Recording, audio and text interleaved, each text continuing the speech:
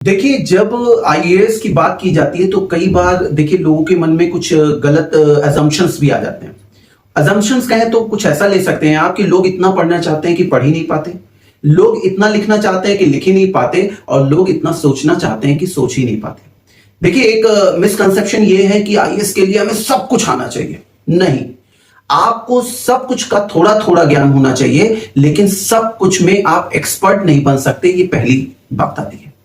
तो बात आती है कि एक नया फ्रेशर स्टूडेंट जिसका कोई बैकग्राउंड नहीं है, जिसको कोई गाइड करने वाला नहीं है, वो तैयारी कहां से शुरू करे।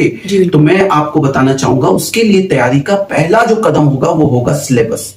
देखिए, यूपीएससी के द्वारा प्री का कोई सिलेबस नहीं दिया जाता।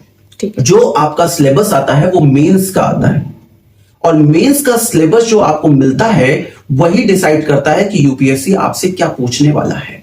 तो at least the moment you are going to start your preparation, you need to know about your syllabus. Most of the time we have seen कि स्टूडेंट सिलेबस तक तो जाता ही नहीं है, वो सीधे किसी कोच के पास जाता है, किसी टीचर के पास जाता है, किसी मेंटोर के पास जाता है, और वो एनसीईआरटी गाइड करता है, वहीं से उसकी तैयारी शुरू हो जाती है।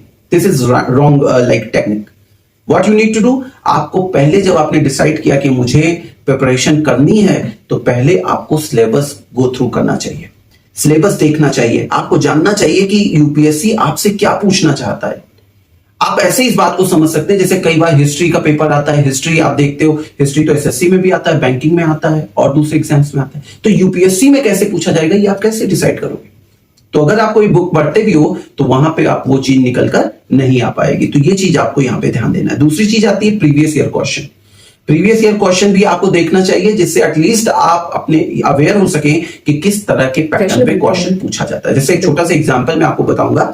जैसे आप जब हिस्ट्री पढ़ते हो तो पहला ही चैप्टर आप पढ़ते हो एडवेंट ऑफ यूरोपियंस, जिसमें कि आप ये पढ़ते हो कि यूरोपीय कंपनियां कैसे आई, वो कहां पर उन्होंने फैक्ट्री स्टैब्लिश की, कैसे भारत में एक्सपेंड किया। लेकिन जब आपका यूपीएससी का सिलेबस आप देखोगे तो उसमें ब्रिटिश कंपनी को बिल्कुल फोकस किया गया है, और जब क्वेश्चन पूछा जाता है तो इसी पर आएगा क्वेश्चन कि British conquered India, it was an accident or the result of a planned policy. अंग्रेजों ने भारत को जीता, या एक आकस्मिक घटना थी, या सोची समझी नीति का परिणाम। अब किसी ने यह पढ़ा हो कि कौन सा पहला अंग्रेज आया, किस जहाज से आया, कैसे क्या, तो इस तरह के फैक्ट्स की सीधे तौर पर यहां कोई गुंजाइश नहीं होती कि आप यूज कर पाए। तो first you need to build your understanding, you need to develop your understanding, then you can go for like what, you can go for answer writing. This is another part of this particular preparation about